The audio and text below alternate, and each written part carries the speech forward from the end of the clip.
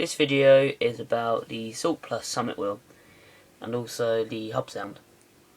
The wheel's a fairly good wheel, £100 roughly, reasonable price. I think it's available in black, like this one is. Polished purple, blue, titanium, something like that. Red possibly, I think that's pretty much all the colours. Might be a few more, might be a few less, I'm sure. The gear ratio is 9 on the hub, obviously. So 9 on the back and 25 on the front. It's a fairly loud hub. I haven't done nothing to this, this is just stock. And I haven't taken any grease out or nothing. This is just a stock hub. So let's listen to this hub sound. So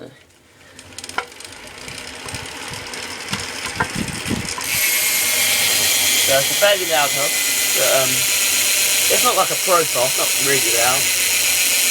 But yeah, it's a reasonable hub. I've had this wheel for about a year and like I said, I've done nothing to it. Still good use. I ain't even re-greased it or nothing. Just, yeah, exactly how I got it. So, yeah, it's a very good value for money wheel.